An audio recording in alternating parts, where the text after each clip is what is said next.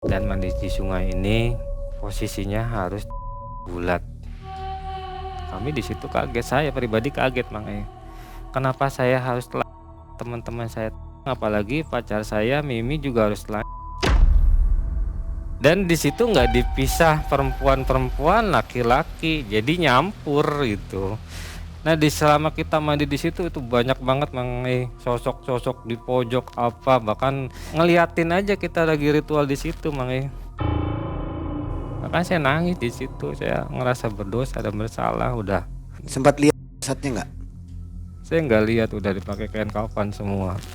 Kok sampai pakai tumbal ya? Ada ada. Berarti tokcer banget ya? Iya, itu bayarannya juga lumayan besar.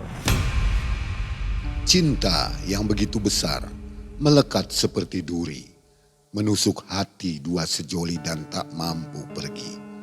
Namun restu orang tua yang tak kunjung datang membuat hatinya hancur, cintanya bimbang. Dan di gubuk kecil di ujung desa, ia mengetuk pintu dengan hati nelangsa. "Pak Dukun, tolonglah aku," bisiknya lirih. Ritual pun dijalankan untuk memberi pelet cinta agar restu orang tua didapat oleh kerabat Kang Asep. Assalamualaikum warahmatullahi wabarakatuh. Sobat Malam Mencekam, narasumber kita malam hari ini. Ya, ini dia Kang Asep. Kang Asep, apa kabar Kang Asep? Alhamdulillah baik Mang Ai, sehat. Gimana? Sehat ya? Sebaliknya Mang Ai sehat juga. Alhamdulillah. Mudah-mudahan semua selalu dalam keadaan sehat walafiat ya. Amin ya Allah ya Rabbal Alamin. Rezekinya melimpah dan urusannya lancar semua. Amin Mang Ai. Sobat, ada kisah dari Kang Asep ini tahun 2019 ya? Ya 2019 pertengahan bulan Novemberan. Wah, masih apal ya? Ya, Masih anget sih ya? Masih ingat karena ini pengalamannya mungkin sangat berkesan dan sampai sekarang pun ingat banget gitu kan. Iya. Jadi ini seputar pelet. Wah, hati-hati yang sedang jatuh cinta nih ya. Kalau ada yang bertepuk di sebelah tangan, nah bertepuk sebelah tangan ini bahaya nih. Jelas itu Mang Ai. Jadi dukun bertindak nih, seperti itu ya kisahnya kurang lebih. Cinta ditolak, dukun yang bertindak. Nah, ini kisahnya seperti ini. Gimana nanti kita coba tonton sampai akhir ya. Oke Kang Asep, apa nih kegiatan sekarang aktivitasnya? Kalau kebetulan sekarang saya lebih fokus condong di sebagai host live streaming di sebuah aplikasi gitu. Waduh, ini ya kayak satbor juga ya? Iya, semacam satpor gitu. Tapi nggak joget-joget Nah, Mang ya. Ai. Hati-hati ya, hati-hati judol ya. Iya. Jangan terjebak tuh, nanti ada yang nyawel. Aman jauh Mang Aman Ai. ya. Sobat, ini kisahnya jadi masih anget nih. Dan Kang Asep harus menggunakan masker ya. Ceritanya sensitif lah begitu ya. Masih mengait-mengait dengan orang gitu. Takutnya ada yang gak suka atau gimana. Jadi terpaksa harus ditutupi identitasnya. Oke, malam mencekam, semakin malam semakin mencekam. Inilah Kang Asep.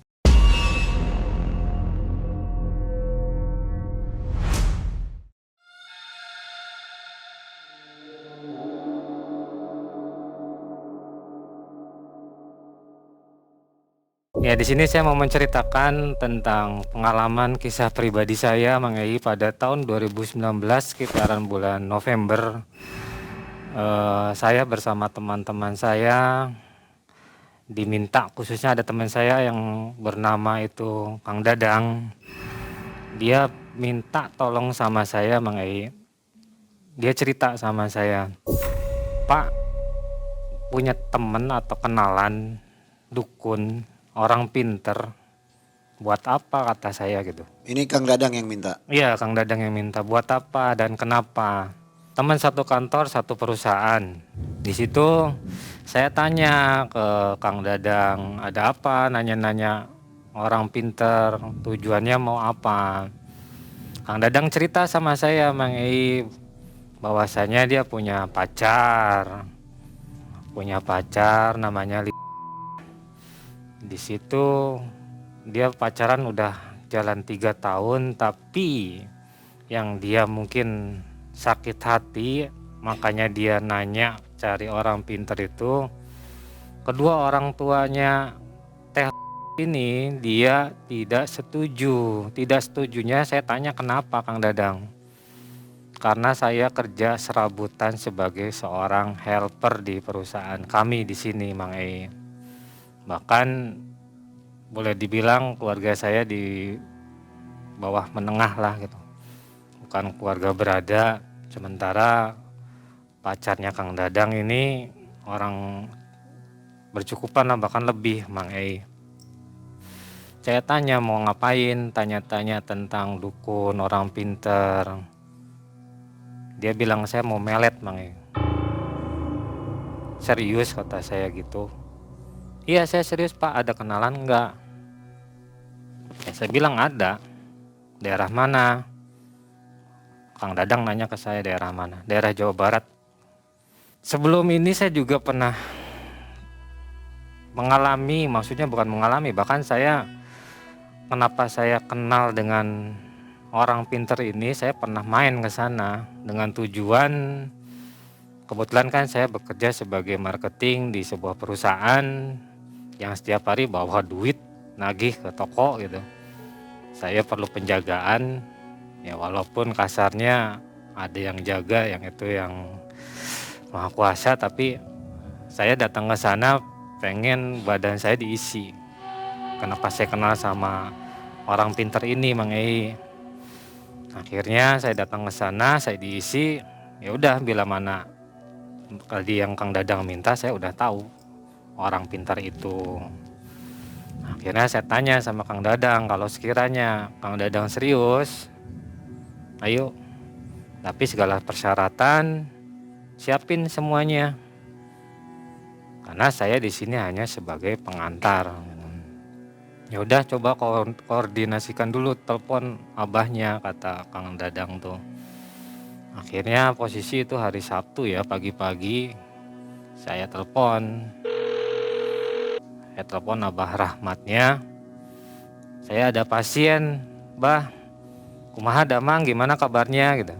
Alhamdulillah, ini sama siapa? Abah Rahmat tuh nanya saya gitu. Karena sudah lama saya nggak komunikasi sama Abah Rahmat ini, dukun orang pintar ini loh, Mang Ei.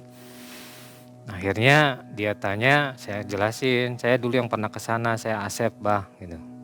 Oh iya, gimana kabarnya, Sep? Alhamdulillah baik, Abah. Ada apa cina telepon? Ini saya mau ngantar teman, Bah, ada perlu.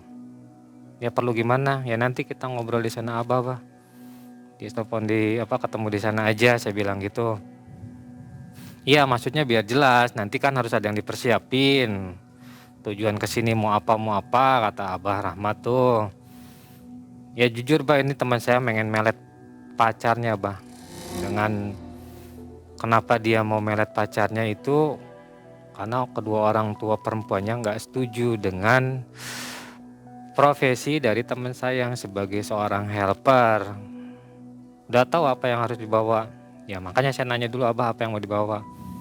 Dia siapin bunga kantil sama gabah sesuai dengan tanggal lahir. Gabah ini, Bah, apa Mang Ei, gabah tuh yang padi kering itu. Itu jadi bila mana kita tanggal lahir tanggal 4, tanggal 5, orang yang mau ikut tuh bawanya sesuai dengan tanggal lahirnya gabahnya. Nah, itu kan posisi saya bingung gitu kan. Kalau nyari bunga kantil sama gabah mau kemana? Tapi kalau bunga kantil mah saya tahu kita harus belinya pasti di tukang rampe lah, di pasar juga banyak. Sementara untuk gabah di tukang rampe suka nggak ada. Makanya saya inisiatif mau cari dulu ini di mana nih bunga rampenya, gabahnya. Akhirnya saya nyari tuh Mang Ei ke sawah gitu kan, yang baru panen kebetulan ada gitu. Saya di sini mau cerita dulu Mang Ei, yang berangkat siapa aja. Saya sama pacar saya yang sekarang udah jadi istri saya, pacar saya, Mimi, terus sama Dadang, dan juga si Rinto sama Lilis, Mang Ei.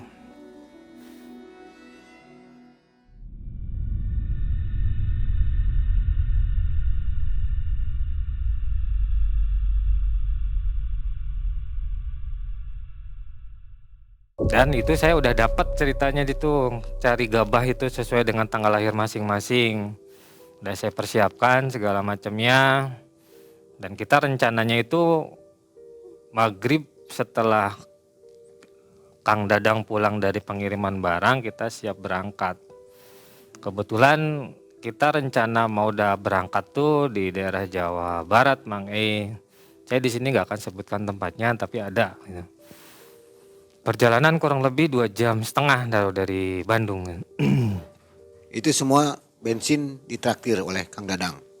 Kebetulan kalau setiap hari Sabtu kami tuh ada gaji mingguan. Jadi ada sebagian dari Kang Dadang untuk memfasilitasi beli bensin sama rokok apa segala macamnya. Nah dari situ kita prepare persiapan untuk berangkat nanti malam, rencananya kita nunggu di kantor. Saya pun kontak istri saya, sambil nunggu saya di atas di lantai 2 kalau Kang Dadang belum pulang. Kebetulan ada telepon dari satpam di bawah bahwa ngasih tahu pacar saya yang sekarang jadi istri saya udah datang, ada di bawah. Akhirnya saya turun ke bawah, nemuin pacar saya, suruh tunggu di bawah. Saya tetap posisi di atas. 1 jam kemudian baru Kang Dadang datang. Kang Dadang datang naik ke atas, tanya ke saya gimana jadi atau tidaknya. Saya kasih tahu ke Kang Dadang, siap. Ini saya udah siapin apa permintaan dari Abah. Nanti kalau sudah selesai kita berangkat. Posisi kita di lantai 2 itu sama Kang Dadang. Saya di situ melihat sesuatu, Mang Jadi saya pun kaget, yang biasanya saya gak pernah menemukan atau hal-hal yang aneh-aneh di dalam tempat kerja saya. Itu saya di dalam ruangan lantai 2 tuh kayak ada sosok anak kecil lagi jalan lari-lari di situ. Bahkan saya ngelihat sangat jelas itu lari-lari sosok-sosok anak itu. Ada 2 orang anak-anak kecil itu. Saya langsung bilang ke Kang Dadang, Kang Dadang, Dang eta tinggal ya. Ada apa itu, lihat. Saya tadi barusan kayak lihat ada anak kecil lagi lari-lari. Mana, kenapa nggak ada? Itu coba ke sana kamu lihat. Barangkali saya salah lihat. Itu saya juga udah merinding, Mang karena saya selama kerja di situ puluhan tahun belum pernah melihat hal yang kayak gitu. Akhirnya Kang Dadang lihat ke belakang, Kang Dadang nggak nemuin sesuatu. Nah di situ saya ngerasa janggal juga. Yang tadinya saya nggak pernah menemukan hal kayak gitu, ternyata ada. Nah dari situ Kang Dadang saya suruh tunggu saya di kursi. Saya ke toilet dulu, Mang Nah setelah saya ke toilet, saya dikejutkan dengan ada sosok putih tetap di lantai tempat kerja saya di situ. Posisi si perempuan sosok putih itu di sebelah Kang Dadang. Saya nanya Kang Dadang, eta saha nu gigireun kamu, di sebelah kamu siapa? Mana Kang Asep? Itu di sebelah kamu. Itu pun saya berani ngomong gitu dalam kondisi tangan saya pun gemeter atau ada bulu kuduk merinding juga, Mang Pak Asep mah ada-ada aja, senang saya nggak ngeliat apa-apa. Ya udah kalau kamu nggak lihat mah, ya udah saya biarin aja. Tapi lama-lama itu sosok itu tiba-tiba nggak ada di hadapan saya, walaupun saya posisi ada bulu kuduk berdiri. Itu pun saya nggak duduk deket-deket dengan meja saya, bahkan menjauh. Udah kami siap prepare sambil nunggu temen 2 lagi, Rinto sama Teh Lilis belum datang. Kami ngobrol apa yang harus kita persiapkan, sudah diadain semuanya. Saya juga bilang ke Kang Dadang, jangan lupa biasanya kalau saya datang ke sana kita harus nyediain kopi 3 renceng, sama saya dulu pernah bawa rokok 2, 3, 4, 3 bungkus gitu. Waktu Kang Asep ke sana, Waktu saya ke sana, itu ngasih berapa saya ke dukunnya? ngamplopin, kebetulan ngamplopin sampai 300.000. 300.000. Tergantung kasus lah ya. Iya, karena kasusnya sepele, hanya pengisian aja dulu, nggak ada macam yang pesugihan atau apa gitu. Nah setelah itu kita beli rokok sama kopi hitam 3 renceng. Saya posisi itu jam 9 malam persiapan. Kebetulan alhamdulillah si Rinto sama Lilis sudah datang itu, Mang Udah datang di bawah. Kita persiapan berangkat 3 motor ke tempat tujuan, ke Abah Rahmat. Udah kami berangkat jam 9 malam di perjalanan di daerah Ujung Berung, Bandung Timur.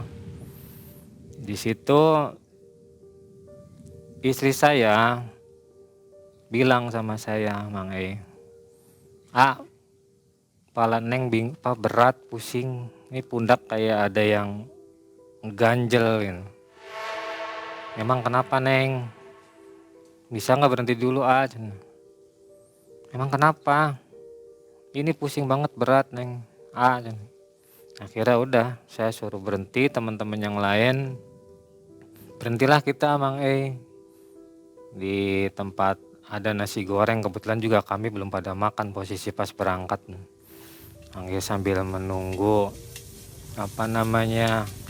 istri saya enak badannya, saya rada kaget juga Mang Saya ngelihat muka istri saya kok tiba-tiba lama kelamaan tuh pucat, bahkan wajahnya kenapa jadi merah, dan yang biasanya mata orang normal kan biasalah itu, nah ini mau melotot gitu Mang dan dalam posisi melotot dia ngebentak ke saya, "Reka mana maneh, mau kemana kamu?" Ya saya tanya balik, "Ini siapa yang masukin dalam badan Mimi?" Aing nanya ke si "Reka mana maneh, saya tanya sama kamu mau kemana?" "Gak perlu tahu," kata saya bilang gitu. Akhirnya kan saya juga rada-rada gimana ya, takut iya gitu, bingung.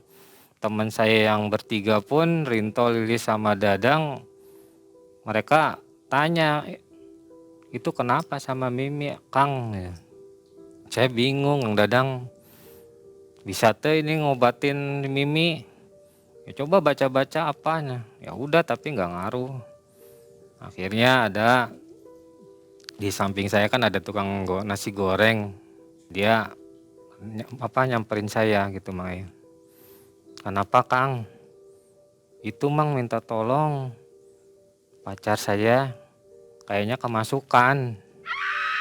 "Emang kenapa tiba-tiba kemasukan?" "Saya kurang tahu, tadi pas kami berangkat pun nggak ada kerasa apa-apa, tapi sebelum nyampe sini katanya kepalanya berat terus pusing, tiba-tiba kayak gitu matanya merah Mang," kata saya bilang gitu. "Ya udah ntar saya coba lihat."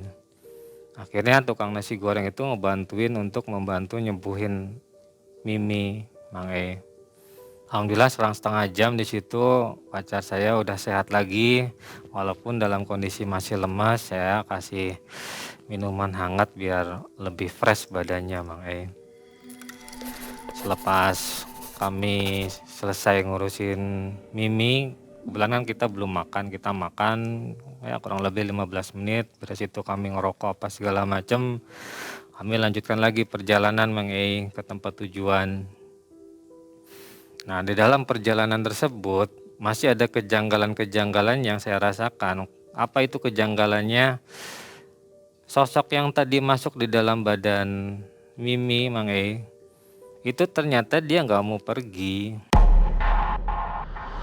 Saya pun bingung, aduh bagaimana gitu.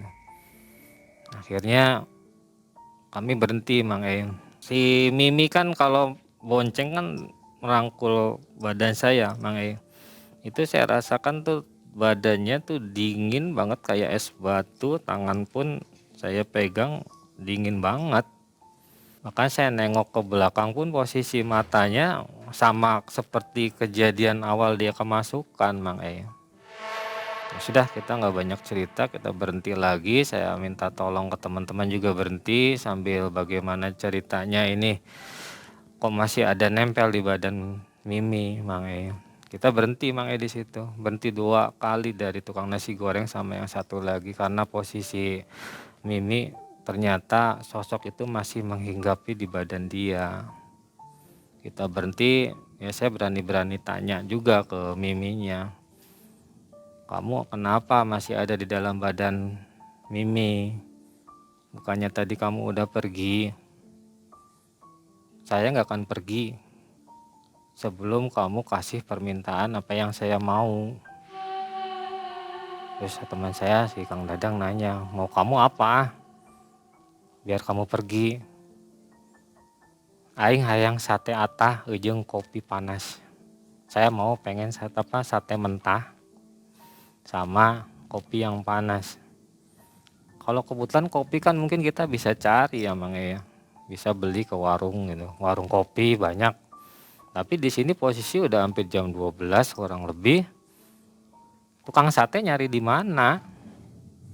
Saya juga bingung nih nyari tukang sate. Bahkan saya minta ya mohon-mohon lah sama yang ada di dalam badannya Mimi biar bisa keluar gitu. Tapi tetap dia nggak mau keluar sebelum disediain sate mentah. Mintanya 3 tusuk sama kopi panas. Akhirnya ada bapak-bapak yang nyamperin ke kita, ditanya kenapa itu perempuan ngamuk-ngamuk gitu. Ya saya cerita ke bapak tersebut, ini Pak, pacar saya kemasukan, tapi sebelumnya di daerah Ujung Berung dia udah dikeluarin, tapi ternyata masih ngikut Pak.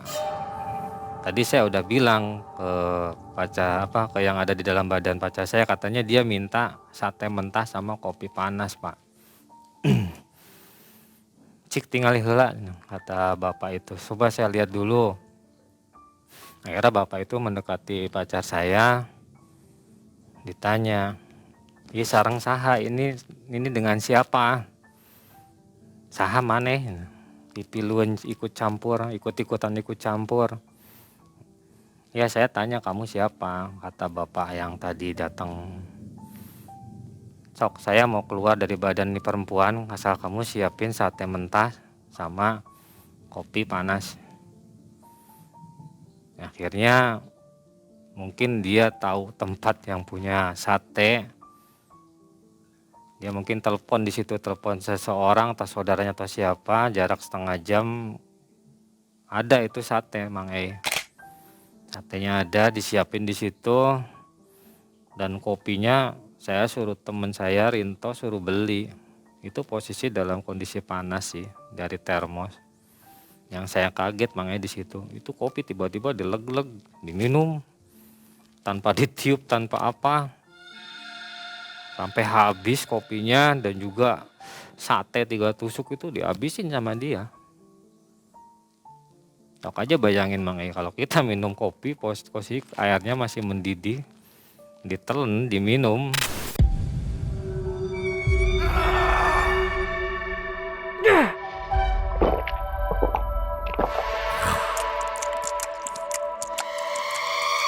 Nah selepas itu Mang alhamdulillah pacar saya ada siuman lagi, posisi itu pingsan Mang karena selama perjalanan selepas dari Ujung Berung kan dia dihinggapin terus, mungkin karena berat atau apa, dia pingsan gak sadar. Ya kita nunggu hampir setengah jaman.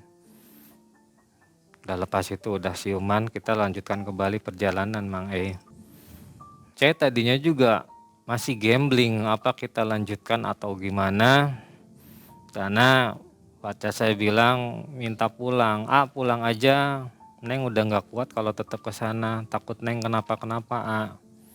Ini kita tujuannya mau yang nggak bener, kata pacar saya bilang gitu Mang Nah selepas itu kan si Rinto sama Lilis bilang ke kita, terutama ke pacar saya, "Teh udah aja tetap kita jalan, apapun nanti yang terjadi, kita ini udah hampir 3/4 perjalanan, udah kagok. Kalau kita balik lagi juga percuma, posisinya udah hampir mau deket." Akhirnya kita rayu biar pacar saya nggak pengen pulang, nurut atas omongan dari Kang Rinto sama Teh Lilis. Berikut Kang Dadang juga tetap kekeh pengen jalan ke tempat tujuan yang dia mau.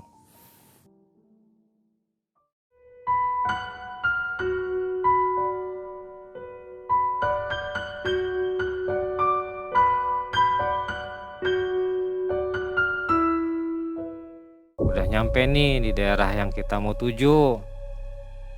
Tapi di suatu tempat yang mau udah nyampe kurang lebih hampir 1-2 kilo, tiba-tiba motor temen saya mati Mang Itu mati motor tuh. Saya tanya, "Dang, eta motor kenapa kok tiba-tiba mati?" Ya nggak tahu Pak, saya mah ada bensin ada penuh, terus mesin juga masih bagus, gusi apanya juga bagus. Nah tiba-tiba di belakang pacar saya teriak, "Ah cenah itu apa? Terbang itu di atas ah."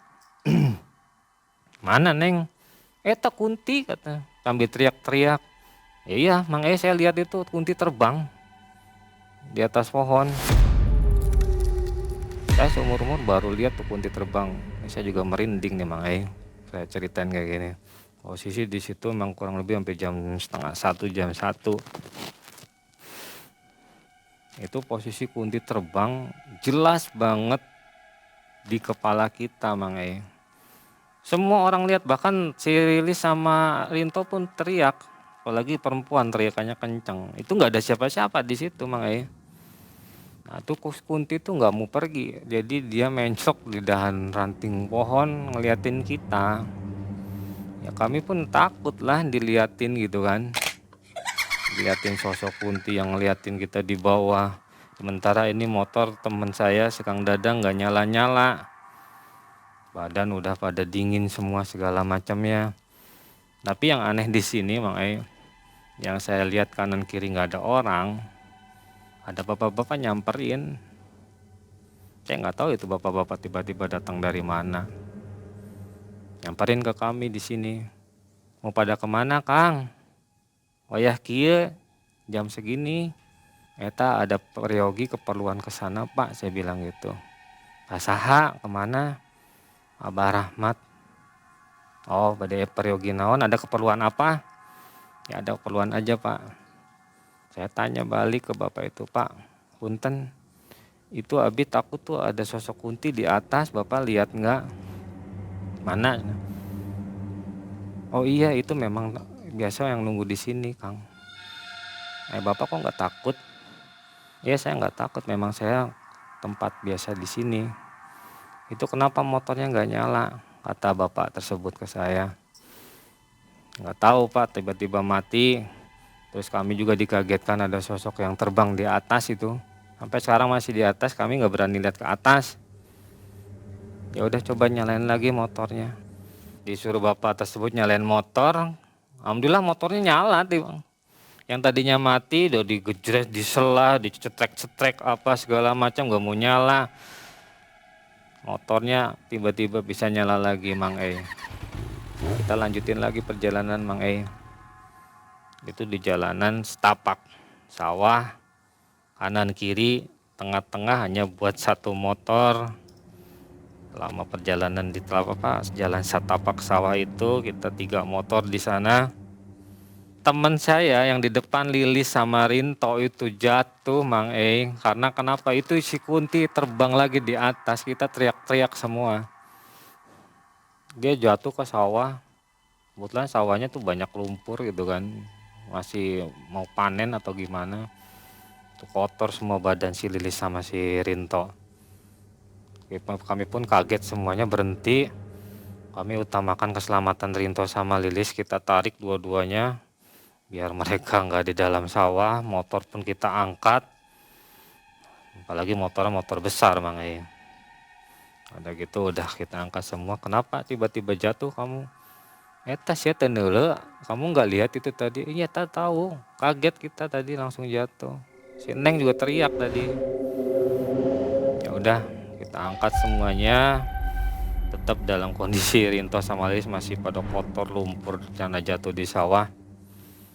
Itu perjalanan hampir mendekati kurang lebih 15-20 menit ke tempat tujuan. Untuk posisi udah hampir jam 2. Nyampe lah jam 2 subuh di tempat tujuan. Saya pertama kali datang ke situ, saya tahu bahwa di rumah itu ada sosok penunggu di depan pintu, 2 orang kayak semacam punggawa lah. Kawan saya memang nggak bisa lihat tapi saya lihat, dan mereka posisi melotot ke saya, pandangannya melotot ke saya. Ya saya pun ngucapin ucuk salam sih ke penunggu di rumah tersebut Mang Walaupun kadang tangan merinding yang nggak biasa menemukan sosok-sosok kayak gitu. Kita ketok-ketok minta biar ada yang keluar dari rumah Abah Rahmat. Selang beberapa menit ada yang bukain pintu Mang ternyata yang bukain pintu istrinya.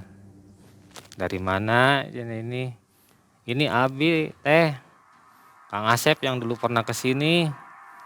Oh iya cina, gimana kabarnya Kang Asep? Alhamdulillah sehat. Ada apa kesini? Udah telepon teh sama bapak sama abah. Ya udah masuk nah kesini, masuk semuanya masuk. Akhirnya kita masuk Mang di situ. Masuk berlima sambil nunggu abah datang ke, ada pasien karena kata istrinya abah ada tapi lagi ada pasien. Ya udah kita tunggu. Tiba-tiba ada anak-anak kecil datang langsung notor si Rinto. Gitu. Totor tuh Rinto kepalanya. Pakai tangan. Sama tangan ditotor, itu tiba-tiba main totor-totor aja. Terus sama sama si Lilis Anak umur berapa itu? 6-7 tahun itu. Dan saya lihat memang kayaknya dia kemasukan juga Mang tiba-tiba main totor-totor wae juga ditakol wae gitu si kepalanya jidatnya. Pacarnya juga Lilis sampai marah, itu kunaon budak teh main totor-totor aja, kenapa tuh anak main tonyor-tonyor ke kepala orang apalagi kepala pacarnya gitu. Ditarik, abah datang. Di situ abah marah-marah sama Rinto sama Lilis. Mang kenapa kamu tuh badan sampai bobolokot sana lumpur? Saya bilang ke abah, punten tadi tuh dia jatuh bah di sawah, ada yang terbang di atas. Sia teh kesini geus ngagoreng aing, udah ngejelek-jelekin saya. Kenapa kamu sampai jatuh kayak gitu? Karena kamu udah punya niat jelek sama saya, kata abah. Saya kan kaget di situ Mang. Kenapa abah tiba-tiba marah-marah sama Rinto sama Lilis yang awal datang ke situ kan tujuannya Kang Dadang ini. Kok Rinto sama Lilis yang dimarahin? Abah di situ marah-marah ke Rinto sama Lilis. Saya tahu apa yang kamu omongin dalam hati kamu. Kamu kan ngejelek-jelekin saya, disangkanya saya dukun palsu, gak punya ilmu. Kalau kamu gak mau datang ke sini guys kali itu, untuk kok aing dipaehan gitu. Kalau enggak saya gitu. Galak ya dukunnya. Galak Mang. Saya pun kadang dulu juga percaya nggak percaya dengan hal kayak gini, tapi setelah dites apa ada, ya udah tahu sifat abah kayak gimana. Nangis di situ Lilis Mang karena dimarahin. Kalau kamu nggak percaya sama saya, balik lagi. Ya saya tenangin ke Rinto sama Lilis, suruh minta maaf ke abah. Akhirnya mereka berdua minta maaf atas ucapan yang nggak disengaja. Udah akhirnya abah maafin mereka. Terus abah nanya, ini ada tujuan apa kalian kesini? Maksudnya apa? Terus yang tadi ditelepon itu Kang Dadang mana orangnya? Ini bah, sok ka dia. Tujuan naon maneh ka dia? Ada tujuan apa kamu kesini?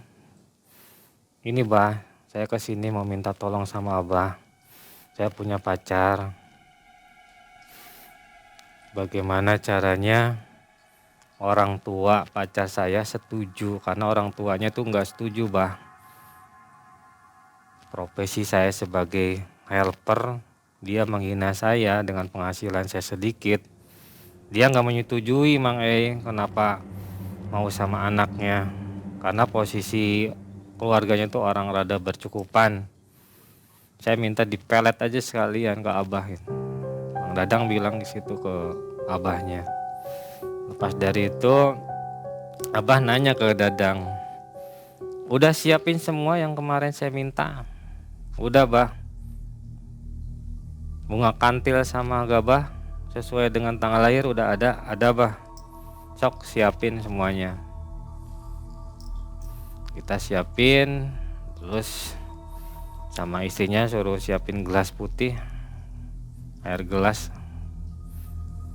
Di gelas ini gelas kaca Mang Udah gitu dimasukin bunga kantilnya sama gabahnya sesuai dengan tanggal lahir masing-masing. Udah suruh pegang, panggil satu-satu. pertama Dadang dulu, dibacain doa kepalanya, tangannya di kepala gitu kan. Si Kang Dadang suruh megang gelas, nggak tahu dia baca-baca apa, saya kurang paham. Nggak lama sih Mang E. Jadi satu-satu seperti itu semua. Terakhir di situ kita suruh makan bunga kantilnya Mang E. Jadi nggak bunga kantil di dalam gelas tuh nggak langsung ditelen gitu, diminum langsung, enggak. Jadi bunga kantil yang di dalam gelas tuh diambil, dikunyah Mang E. Dikunyah sampai lembut, berikut juga gabahnya harus dikunyah. Ya kan bingung kok aneh. Bahkan saya bilang ke sini ke Abah, Bah kok harus dikunyah, sementara kan ini yang tujuan utama datang ke sini kan Kang Dadang. Jadi kenapa saya pribadi harus kunyah? Kamu jangan banyak tanya, kalau saya suruh kunyah, cepat kunyah. Ya, akhirnya kami semua nurut Mang E. Kadang saya juga takut lihat Abah marah. Dikunyah sampai habis. Sok mana cenah lengan maneh, cenah tangan kamu mana? Kade cenah tangan kamu. Nah saya udah, saya beraniin diri karena sudah tahu pasti saya mau dites ini. Teman-teman saya nggak mau dites, tangan saya dijulurin, dia pakai tangan saya digini-gini Mang E. Yang nggak betul. Udah lepas ini kata Abah tuh kita mau ada ritual yang khusus buat Kang Dadang. Ritual yang harus kita kerjakan itu nanti mandi di sungai. Dan mandi di sungai ini posisinya harus bulat.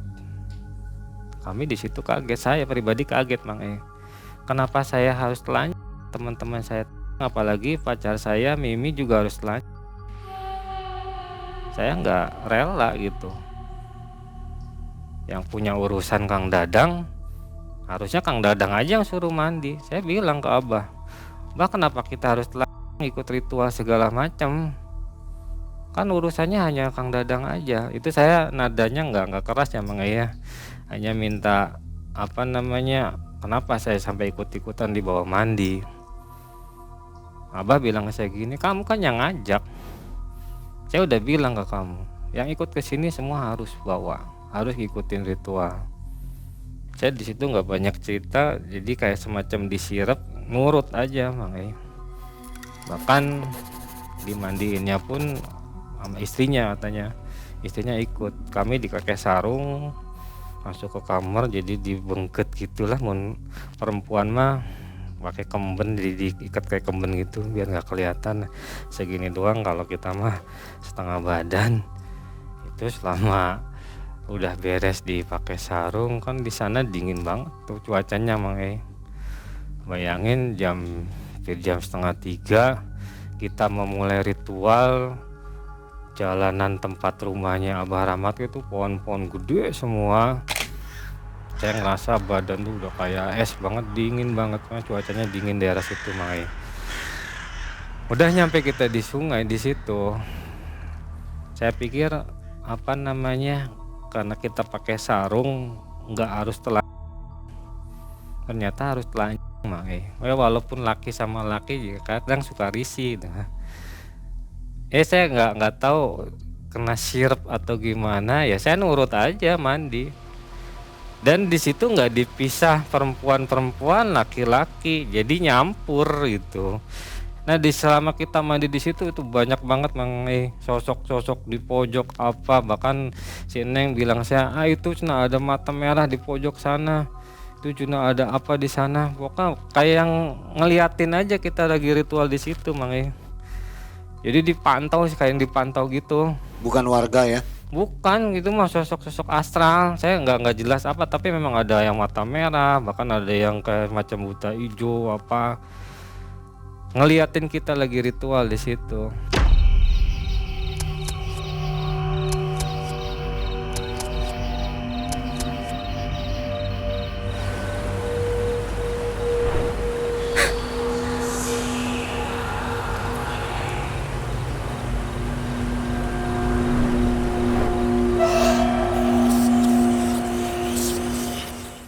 lepas dari itu kita nyampe kembali lagi mangai ke rumah Abah.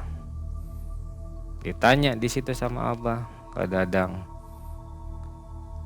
kamu siap ikutin ritual melet pacar kamu? Saya sengaja belum kasih tahu ke kamu ini peletnya seperti apa, tapi saya jamin ini pelet bagus dan akan bisa terjadi. Dengan catatan ini peletnya ada tumbal. Kaget di situ Mang Dadang, tukang Dadang, Mang kok pakai tumbal, Bah? Kan setahu saya pelet-pelet tuh nggak ada tumbal-tumbalnya. Hanya sebatas pelet, ya udah langsung besok jadi atau gimana?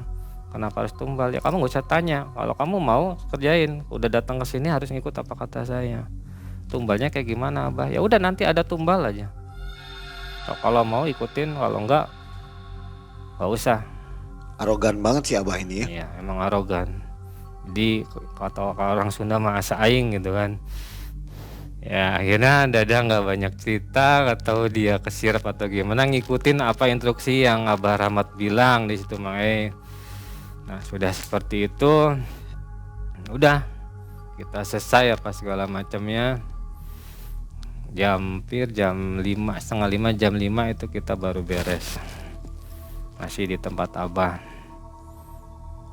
Nah dari situ kita prepare untuk balik lagi ke Bandung Mang. Nah lepas kita udah pamit jam 6 subuh, kita pulang lagi ke Bandung. Dalam perjalanan menuju Bandung saya nanya Rinto sama Lilis, kamu kenapa tadi dimarahin sama Abah? Emang bener kamu ngata-ngatain Abah sampai Abah marah-marah? Emang ngomong naon, ngomong apa kamu, Abah bisa sampai marah-marah gitu? Aing asa terpercaya cenah jeung dukun kos gitu. Saya asa nggak percaya main-main dukun. Ya harusnya jangan ngomong kayak gitu. Sekarang kan kalau tadi dimarah-marah kan berarti Abah tahu niat omongan kamu jelek sama Abah. Sugante kirain teh nggak akan tahu. Ya kan sekarang kamu dimarah-marah, kamu sendiri yang salah. Sampai Abahnya marah-marah besar. Udah nggak tahu, kirain dah dukun-dukun palsu gitu kan. Ya udah, saya udah cerita seperti itu. Kami pulang nyampe Bandung tuh jam 8.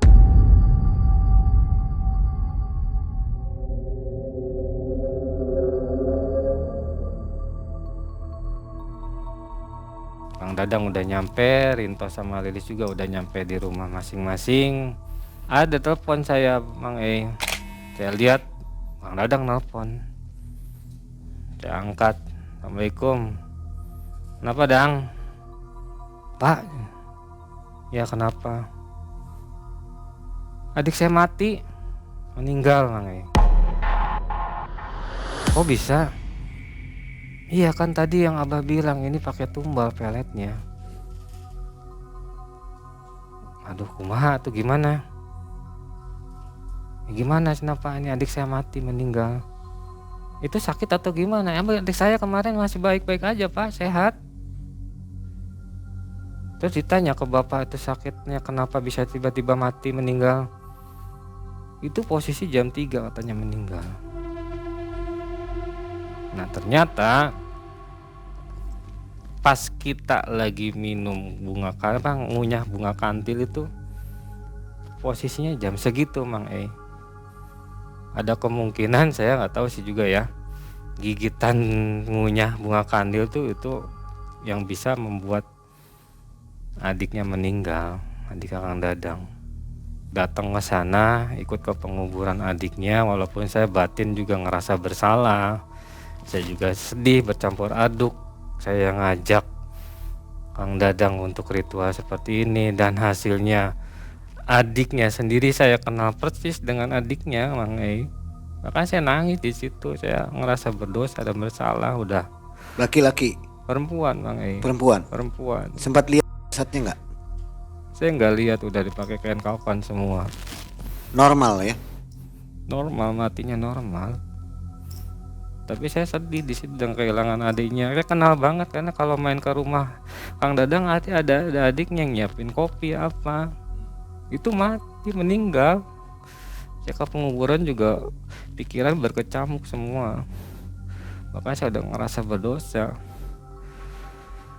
Selepas dari penguburan itu jarak beberapa bulan, Kang Dadang menikah Mang Ei dengan calon pacar yang kemarin. Jadi selepas dengan ritual kemarin, orang tua perempuan pacarnya itu udah menyetujui, bahkan yang tadinya marah-marah, menghina apa segala macam, menerima atas kehadiran Kang Dadang yang mau ngelamar, mau nikahin anaknya. Beberapa bulan kemudian saya dapat berita cerai Mang E. Kang Dadang sama istrinya cerai. Sempat bertahan berapa lama? Kurang lebih setahun, gak nyampe setahun. Usut punya usut, ternyata Rinto sama Lilis yang membongkar semua rasa ini Mang E.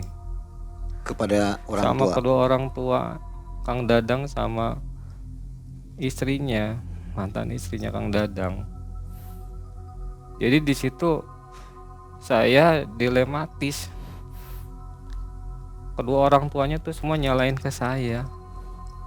Padahal kan satu sisi si Kang Dadang yang minta ke saya. Saya di situ udah pasrah, mau bagaimana gimana gitu.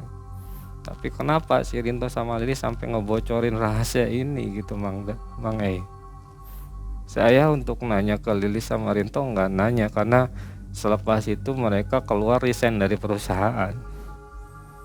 Dan untuk tempat kosannya yang saya tahu udah pindah, nggak tahu kemana. Nggak ketemu lagi Nggak sampai ketemu sekarang. sampai sekarang. Mereka di mana nggak temu. Tapi sampai detik sekarang saya juga merasa bersalah Mang E. Saya pengen nangis gitu. Kan saya konsultasi dengan Ustadz di tempat saya, apa saya yang lakukan salah atau tidak. Ya tetap saya salah. Walaupun saya sebatas ngajak, itu perbuatan yang salah dan gak boleh, dilarang agama. Saya ngerasa bersalah sekali Mang E. Ini batin saya nangis Mang E. Karena saya udah adiknya teman saya. Seperti Nuh mungkin. Iya seperti Nuh ya. Walaupun saya hanya ngajak, sekarang saya hanya berusaha yang terbaik untuk berdoa. Mudah-mudahan apa yang selama saya perbuat, saya masih mendapatkan kesempatan untuk diampuni segala dosa saya Mang E. Saya atas nama pribadi, buat keluarganya Kang Dadang, sama kedua orang tuanya, dan juga istri Kang Dadang, saya minta maaf atas segala apa yang saya perbuat.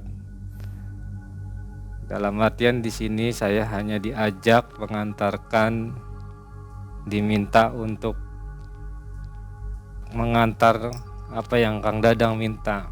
Tapi dari lubuk hati yang paling dalam saya memohon maaf atas apa yang saya lakukan. Saya nggak ada niat apa-apa untuk bisa sampai kejadian seperti ini. Mudah-mudahan dimanapun dengar dengan apa yang saya cerita di sini, saya minta maaf yang sebesar-besarnya. Nasib Kang Dadang sekarang seperti apa? Kalau Kang Dadang sekarang udah nggak kerja. Kehidupannya seperti apa? Kehidupan untuk sekarang paling komunikasi via WA tapi belum kerja.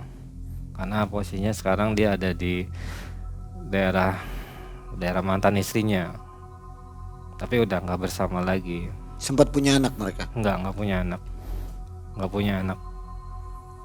Dari efek apa namanya, makan gabah dan apa namanya, kembang apa tadi? Kembang kantil, daun kantil. Daun kantil itu ada efek nggak ke Kang Asep? Kalau ke saya pribadi sih efeknya ngerasa panas di badan. Tapi alhamdulillah dengan saya kemarin mengenal Ustadz di tempat saya dibersihin dari segala macam aura negatif di badan. Jadi bentuk-bentuk keilmuan yang dikasih sama Abah Rahmat itu dibersihin semua.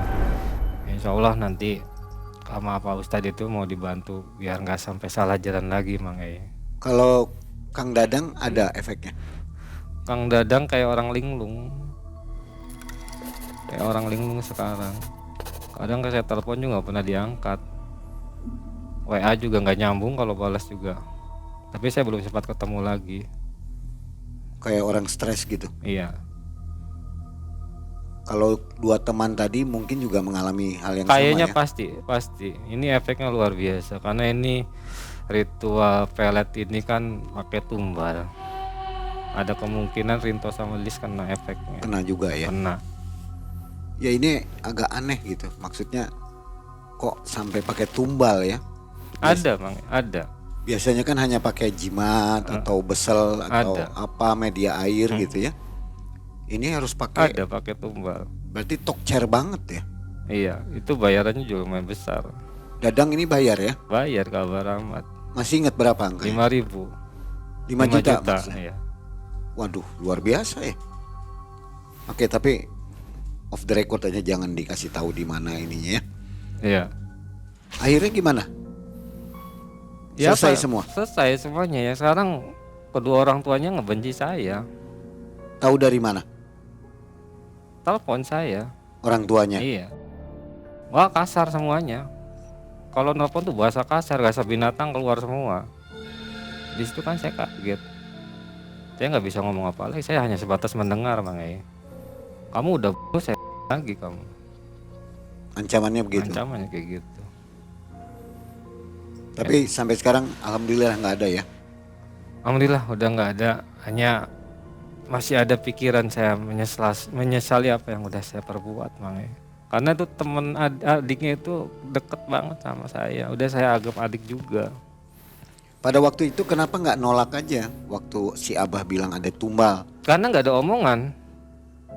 Kan tadi si Abahnya ngomong ini Iya. ada tumbal katanya. Iya, pas posisi dia ada tumbal kan Dadang yang ditanya. Saya kan semuanya keserahkan sama Dadang. Jadi Dadang yang maju. Iya, Dadang dipanggil, ini mau udah ritual selesai, tapi kalau memang mau jadi, kamu siap, ini ada tumbal ini. Dan Dadang mengiyakan. Saya kan nggak bisa apa-apa. Dia kan yang punya acara. Tapi Kang Asep dengar. Dengar karena kan kami berlima ada di sini. Kang Dadang dipanggil, Nggak sempat mencegah ya. nggak bisa. Karena itu obrolan langsung sama Kang Dadangnya. Dan karena si Abah ini galak begitu Galak, ya. iya galak. Memang karakter ada temperamental. Jadi sampai saat ini nggak pernah ketemu lagi Udah dengan enggak, semua temannya. enggak. Karena kan saya resign, Bang En. Saya resign dari perusahaan saya. Tidak ada komunikasi lagi. Nomor saya pun saya udah ganti. Baik. Nah, sobat malam mencekam, kalau hal tentang santet penyantet atau pelet mempelet ini memang di luar dugaan ya. Untuk yang ditolak cintanya juga hati-hati nih. Jangan sampai bikin orang sakit hati ya. Nanti dukun bertindak seperti ini, apalagi pakai tumbal nih. Bahaya. Ada pesan untuk penonton yang masih muda-muda yang sedang jatuh cinta mungkin? Ya, buat teman-teman yang dengar cerita kisah saya, adapun segala macam permasalahan yang sedang dihadapi, apabila orang tuanya tidak menerima atau bagaimana, jangan pernah datang ke dukun santet, jangan pernah datang ke orang pintar. Belajar dari pengalaman saya, bahkan nanti akibatnya seperti apa. Kita semua berserah diri aja sama Gusti Allah. Mudah-mudahan segala sesuatu permasalahan dalam kita berumah tangga atau pacaran, insya Allah nanti aja jalan keluarnya. Saya ulangi lagi, jangan pernah ikutin apa yang pernah saya alamin. Itu aja, Mang. Karena sakit hati sih ya. Ya, sakit hati ya dukun bertindak itu, Mang. Jadi berat. Baik, terima kasih Kang Asep menambah info buat kita semua ya, Ya. tentang dunia pelet nih. Jadi pada tahu semua sekarang. Ternyata pelet itu ada yang lebih berbahaya lagi ya. Sobat Malam Mencekam, demikian kisah dari Kang Asep. Dan jangan kemana-mana, kita akan tunggu sobat di video selanjutnya. Assalamualaikum warahmatullahi wabarakatuh. Waalaikumsalam.